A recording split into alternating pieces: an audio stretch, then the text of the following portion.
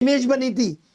आपको पता, अगर आज मैं ये सीबीआई से पूछूंगी मैंने कब लिखा था, तो अप्रोक्सीमेटली वो बता देंगे कि ये इस तारीख को लिखा गया था। इसको फॉरेंसिक रिपोर्ट कहते हैं।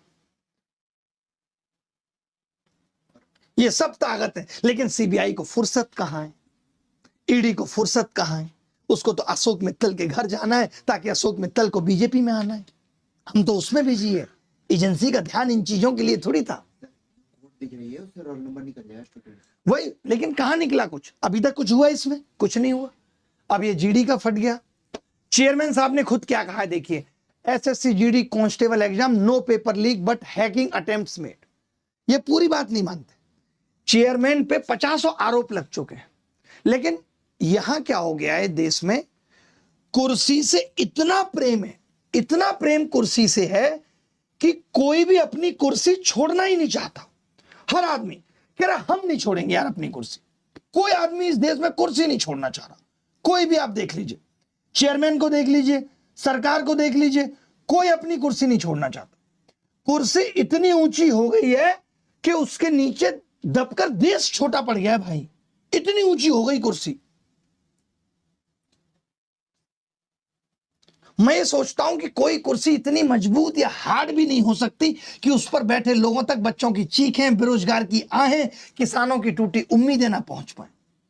मुझे नहीं लगता कि सत्ता की लकड़ी में वो खुशबू होती होगी जो पसीने से भीगे मजदूर की कमीज और धूप में झुलसते रिक्शे वाले बेरोजगार उसको नजर ना आए। ये कैसी कुर्सी है जिस पर बैठने के बाद लोग भूल जा रहे हैं कि नीचे जमीन भी है, जमीन पर करोड़ों लोग भी हैं, जनता भी है जो हर चुनाव में आपको जिताकर भेज रही है, तख्ता पलट कर रही है। शायद दोष ये उस कुर्सी का नहीं, दोष उस नशे का है जो इंसान को शासक से मालिक बना देता है। सब मालिक बने हुए, इनको पता ही नहीं है कि ये कुर्सी स्थायी नहीं है। इन्होंने इसको सिंहासन समझ लिया। इन्हें नहीं पता ये कभी तस्वीरों में ढूंढे जाएंगे। एक दौर आएगा जब इनकी तस्वीरें वहां लगा करेंगी जहां पे नहीं लगाता था, गुप्त रोगी मिले, वहां इनकी तस्वीरें लगा होंगी और जहां लिखा होगा पेशाब करना मना है। वो स्थिति आएगी, देखना। हमने बहुत कुछ देखा है, बहुत कुछ सीखा है। देश कुर्सियों से नहीं चलता साहब। देश उन हाथों से चलता है जिनको ये भी समझ में आता है कि मेरे देश का युवा ऐसी गर्मी में भी ईंटें उठा रहा है। वो मजदूर आज मेरे देश में है जो बार बार टूट कर भी इस मिट्टी पे भरोसा कर रहा है।